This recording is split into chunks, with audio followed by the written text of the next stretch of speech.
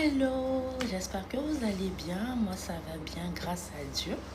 C'est une joie de vous retrouver à nouveau pour la suite de notre livre que nous sommes en train d'étudier, nous sommes en train de parcourir.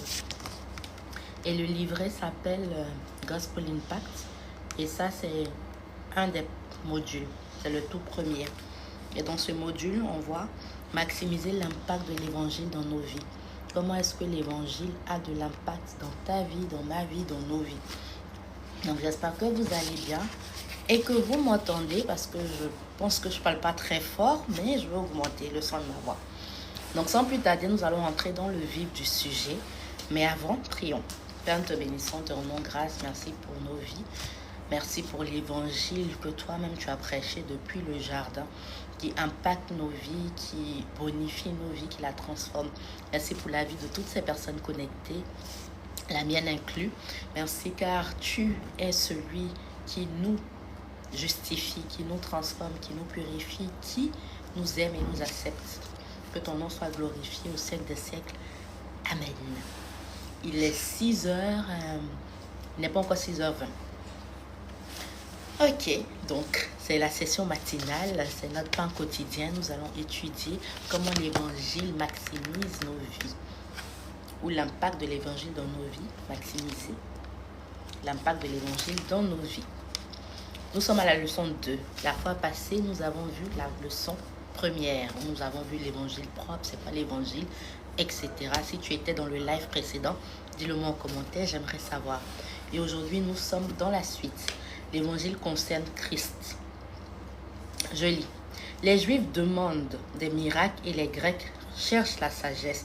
Nous prêchons Christ crucifié. Scandale pour les Juifs et folie pour les païens, mais puissance de Dieu et sagesse de Dieu pour ceux qui sont appelés tant Juifs que Grecs. 1 Corinthiens 1, verset 22 à 24. Ensuite, 1 Corinthiens 2, verset 1 à 2 dit: pour moi, frère, lorsque je suis allé chez vous, ce n'est pas avec une supériorité de langage ou de sagesse que je suis allé vous annoncer le témoignage de Dieu, car je n'ai pas eu la pensée de savoir parmi vous autre que Jésus et Jésus-Christ crucifié. On va voir tout ça.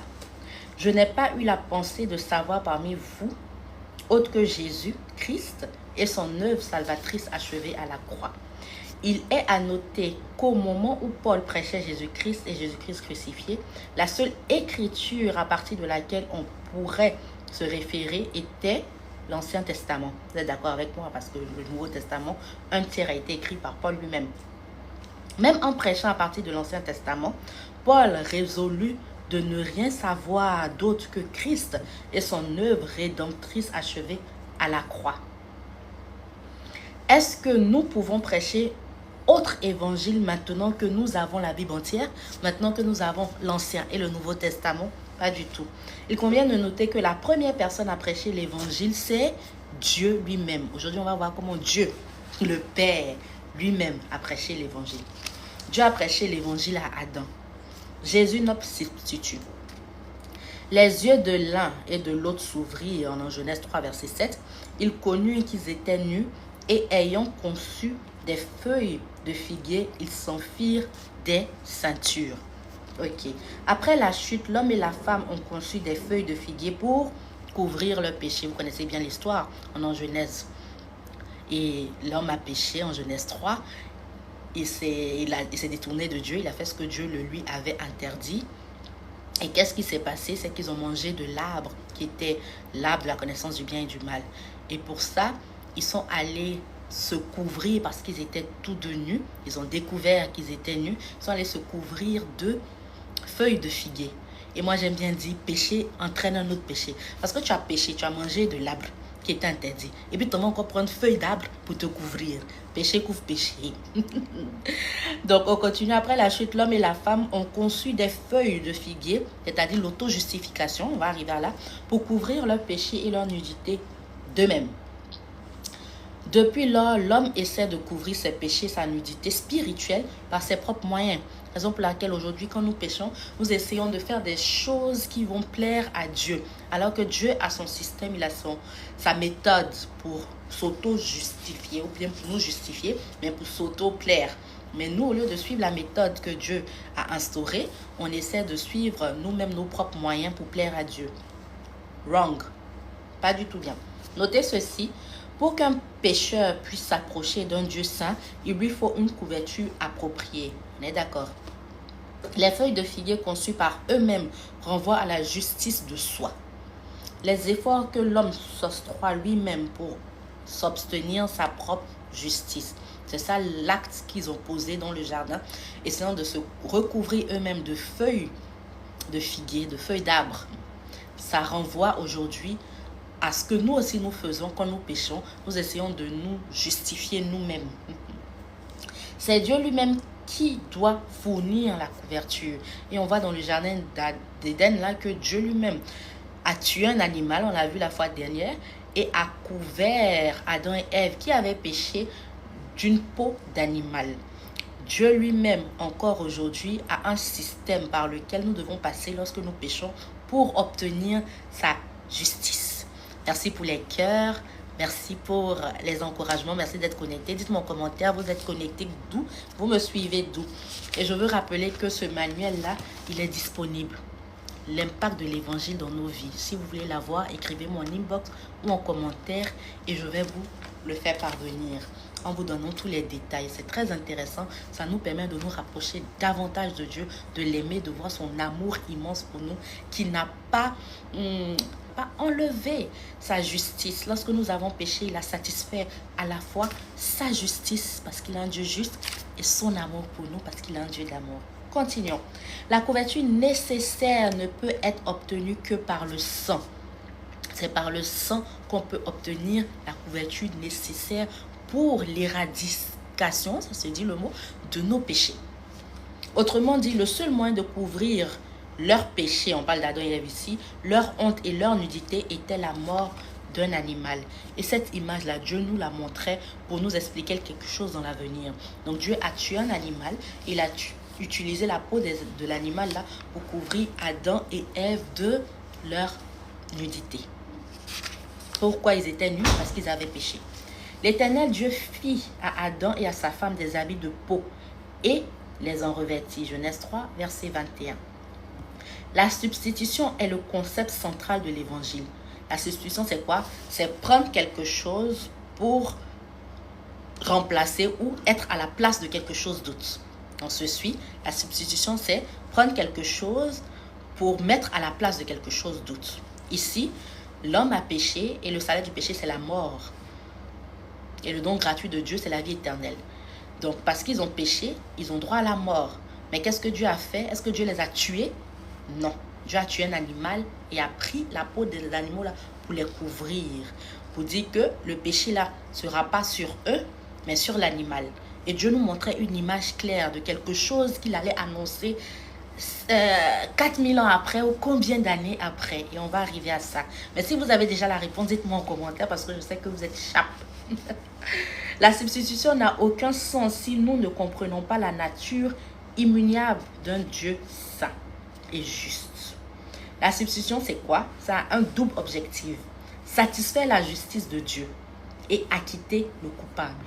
Satisfaire la justice de Dieu et acquitter le coupable. C'est ça, c'est le rôle de la substitution. Ça vient d'abord pour satisfaire la justice de Dieu, parce que l'homme a péché, il faut que sa justice en tant que Dieu saint soit satisfaite. Ensuite, pour acquitter le coupable, le pécheur, là, il faut qu'on le justifie, il faut qu'on l'acquitte, il faut qu'on le rende non coupable. On en vient. Dieu est absolu et immuable dans ses attributs. Il ne peut pas suspendre ses attributs ni aller à leur encontre. Sinon, il ne serait pas Dieu. Vous êtes d'accord avec moi? Ce qui le rend Dieu, là, c'est qu'à la fois, il satisfait sa justice d'un côté, d'une aile, et puis il nous acquitte en tant que coupable, en tant que pécheur. Il trouve une solution pour nous rapprocher davantage de lui. Il est saint et ne peut en aucun cas cohabiter avec le péché. Ça, c'est la nature de Dieu. Il est saint, il ne peut pas cohabiter avec le péché. Il est juste et doit punir le péché. À la fois, il est amour et aime sans condition le pécheur. Waouh, quel Dieu formidable.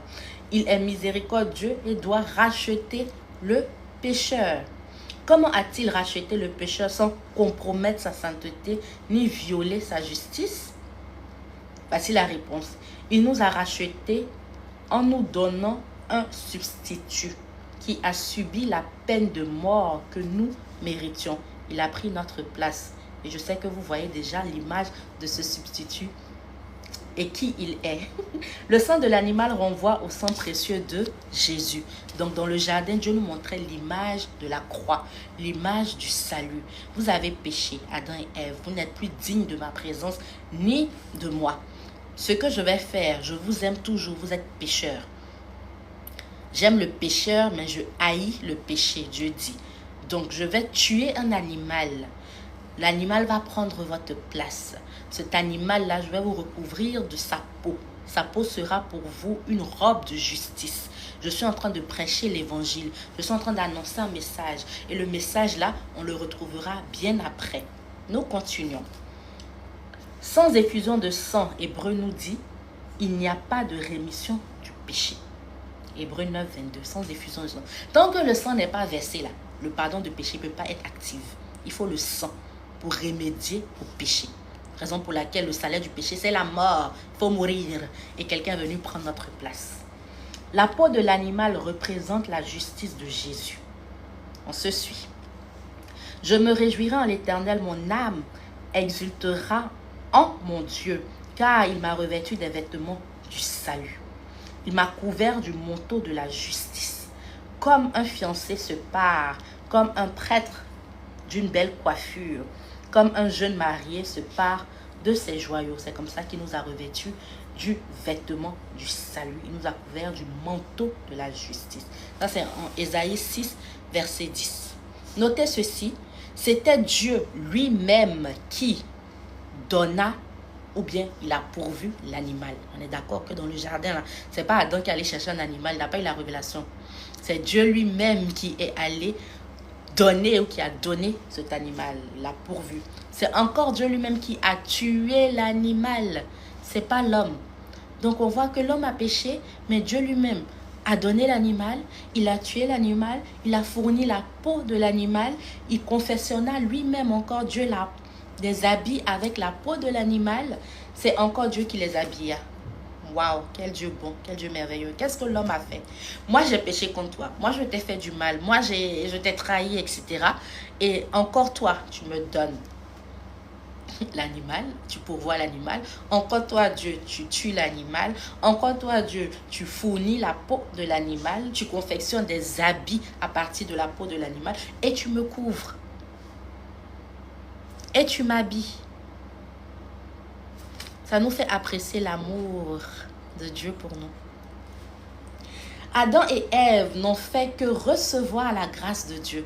Et c'est ce que Dieu nous appelle à faire jusqu'aujourd'hui, à juste recevoir sa grâce pour nous. Car c'est par la grâce que vous êtes sauvés, par le moyen de la foi. Et cela ne vient pas de vous, c'est le don de Dieu. Ce n'est point par les œuvres, afin que personne ne se glorifie. Dieu fait tout ça pour que lui-même soit glorifié. Il fait tout ça par amour pour nous. Il fait tout ça parce que lui seul sait comment sa justice peut être satisfaite. C'est au moyen de ces éléments qu'il a pourvus pour nous. Continuons. Ce que nous devons retenir est que Dieu nous accepte grâce au mérite de Christ. C'est rien que nous faisons. C'est tout ce que Jésus a fait. On doit juste rentrer dans cette grâce. On doit juste accepter son don parfait pour nous. On doit juste marcher dans cette vérité. Voyons encore un autre aspect où Dieu a prêché l'évangile à Caïn et à Abel. Là où nous avons vu comment Dieu a prêché l'évangile à Adam. Ensuite, voyons pour Abel et Caïn. Et vous allez observer que partout, Dieu a fait que prêcher l'évangile. Est-ce que nous pouvons prêcher autre chose? Pas du tout. Adam connut Ève, sa femme, en Genèse 4, versets 1 à 5. Elle conçut et enfanta Caïn, et elle dit, j'ai formé un homme avec l'aide de l'Éternel. Elle enfanta encore son frère Abel. Abel fut berger, Caïn fut laboureur. Au bout de quelque temps, Caïn fit à l'Éternel une offrande des fruits de la terre, et Abel, de son côté, en fit une des premiers-nés de son troupeau et de leur graisse. L'Éternel porta un regard favorable sur Abel et sur son offrande. Mais il ne porta pas un regard favorable sur Caïn et sur son offrande. Caïn fut très irrité et son visage fut abattu. Genèse 4, versets 1 à 5. Ok. Sans aucun doute, Adam et Ève auraient enseigné leurs enfants l'histoire de la création. Là, on croit. De la chute et comment après la chute, Dieu tua les animaux et confectionnait des vêtements avec la peau des animaux et les habillèrent. Adam et Ève leur auraient expliqué que c'est par eux que le péché était entré dans le monde et que tous ont péché et sont privés de la gloire de Dieu. On croit que Adam et Ève ont pris leur temps pour expliquer à leurs enfants. En tant que pécheur, la mort, c'est-à-dire l'ascension du péché, était un dû légitime et que le seul et l'unique moyen de s'approcher de Dieu était par un substitut, en l'occurrence un agneau, qui prendrait la place du pécheur et porterait la peine, c'est-à-dire la sanction qui lui était due. C'est ce qu'auraient poussé les enfants à faire chacun son sacrifice. Malheureusement, Caïn, comme la plupart d'entre nous, voulait s'approcher de Dieu par ses propres mérites. Est-ce que tu te rapproches de Dieu par tes propres mérites ou par l'œuvre accomplie de Jésus-Christ sur la croix? Question pour toi. Il a certes sacrifié les meilleurs fruits de son labeur, mais il était question d'un substitut, en l'occurrence d'un animal dont le sang répondait aux exigences de la justice de Dieu et s'acquitterait le coupable. Et presque tout, d'après la loi, est purifié avec du sang. Et sans effusion de sang, il n'y a pas de pardon de péché. Caïn représente ceux qui s'approchent de Dieu par le fruit de leur propre labeur. Je vous explique rapidement. Il y a eu Caïn et Abel. Et chacun devait apporter un sacrifice à Dieu. Caïn, lui, il a apporté les meilleurs fruits. Chacun a donné le meilleur de ce qu'il avait. Ok? Caïn a apporté les meilleurs fruits de son labeur. Alors que Abel, il a apporté les premiers-nés de son troupeau. Et Dieu a pris plaisir au sacrifice d'Abel, qui avait apporté les premiers-nés de son troupeau, et non celui de Caïn. Pourquoi? Parce que ce que Dieu veut, là, ce sont les sacrifices d'animaux dans leur dispensation, dans leur temps. C'est ce qui plaisait à Dieu. C'était les sacrifices d'animaux, c'était le sang. Et Caïn n'a pas su faire ça. Si Caïn était allé vers son frère Abel pour dire « Donne-moi un peu de tes troupeaux, on va sacrifier à Dieu, voilà, ça passe. » Mais lui, il a utilisé autre chose. Et aujourd'hui, l'image que ça nous donne, c'est que nous voulons nous rapprocher de Dieu en tant qu'être humain en passant par autre chose que la voie qui satisfait Dieu. Et aujourd'hui, 6000 ans après, qu'est-ce qui satisfait Dieu? C'est le sacrifice de Jésus à la croix. Ce n'est ni nos propres œuvres, ni notre propre sanctification, ni nos propres moyens, ni nanana. Tout ça, c'est bien, mais ce n'est pas ce qui satisfait. Ce qui satisfait, là, c'est l'œuvre de Jésus à la croix, que tu marches avec foi dans cela, dans cette révélation, dans ces pas. Tu l'acceptes comme ton Seigneur et Sauveur. Tu crois qu'il est mort et ressuscité. Tu crois qu'il est assis à la droite de Dieu. Tu crois qu'il est le Fils unique de Dieu, le Père. Tu crois en ces révélations-là. Tu crois en Jésus. Et là, il te recouvre de sa justice, sa robe de sa justice. Et devant Dieu, tu n'es plus pécheur. Tu es justifié par Jésus-Christ. C'est un peu en gros le résumé de tout ce qu'on est en train de dire. Ok, continuons pour essayer de terminer. La Bible nous recommande de ne pas suivre notre propre voie ou la voie de Caïn. C'est en Jude 11. Abel, en revanche, représente ceux qui s'approchent de Dieu par les mérites de Christ, représenté ici par l'agneau. C'est la raison pour laquelle Dieu portait un regard favorable sur Abel et sur son offrande. Veux-tu que Dieu porte un regard favorable sur toi et sur ton offrande? La voie à suivre aujourd'hui, c'est celle que Jésus a tracée, de marcher dans ses voies et dans ses pas. C'est par la foi qu'Abel offrit à Dieu un sacrifice plus excellent que celui de Caïn. C'est par elle qu'il fut déclaré juste, Dieu approuvant ses offrandes, et c'est par elle qu'il parle encore, pas que mort. Hébreux 11, verset 4. Ok. C'est par la foi qu'Abel offrit à Dieu un sacrifice plus excellent que celui de Caïn. C'est par la foi. C'est par la foi aussi que nous nous approchons de Dieu par Jésus-Christ. C'est par la foi. Puisque la foi vient de ce qu'on entend, et ce qu'on entend vient de la parole de Dieu, Romains 10, verset 17, l'Esprit de Christ l'aurait conduit à poser ce acte prophétique. À l'image de Caïn et Abel, deux personnes peuvent s'asseoir l'un à côté de l'autre, ou l'une à côté de l'autre, dans la même église, écouter le même message sur l'évangile et ne pas répondre à Dieu de la même manière. Vrai ou faux? C'est ça. Nous allons nous arrêter ici. À la prochaine session, nous allons voir Dieu prêcha l'évangile à Abraham. Et ensuite, Dieu prêcha l'évangile à plusieurs reprises aux enfants d'Israël. Mais ce que nous pouvons retenir, c'est que Dieu lui-même, il a prêché l'évangile. L'évangile, c'est quoi? C'est que l'homme a péché. C'est la mauvaise nouvelle. Et qu'il est privé de la gloire de Dieu. Et que sa sentence, c'est la mort. Mais il y a eu une bonne nouvelle. C'est qu'il y a un substitut à la place de l'homme. Le substitut, c'est quelque chose qui prend la place de quelqu'un qui a péché dans ce contexte-là, ou qui est éloigné de Dieu. Et dans l'Ancien Testament, le substitut, c'était les animaux. Raison pour laquelle on faisait des sacrifices d'animaux, ou dans la Bible, on voyait dans l'Ancien Testament qu'on fait venir un animal, on confesse tous les péchés, et voilà le grand prêtre, et puis on va tuer l'animal là, et le sang là montre que nos péchés sont pardonnés, nos péchés sont couverts. Et jusqu'aujourd'hui, Dieu continue de prêcher cet évangile. Il préparait nos mentalités, il préparait nos esprits pour parler en terre à terre. Et c'est comme ça que l'évangile que Dieu voulait nous annoncer, c'est qu'un jour, mon fils viendra sur cette terre. Lui, son sang, là, c'est pur. Son sang n'a connu point de péché. C'est lui, son sang, qui peut effacer et non couvrir, effacer le péché de toute l'humanité. Raison pour laquelle quand Jésus n'avait même pas encore commencé son ministère, il est venu se faire baptiser à son cousin Jean-Baptiste. Jean-Baptiste dit, par la révélation de l'Esprit, voici l'agneau de Dieu. Qui fait quoi? Qui ôte le péché du monde. C'est qui l'agneau de Dieu? C'est Jésus. Jésus est l'agneau de Dieu qui ôte les péchés du monde. Tu veux que tes péchés soient ôtés?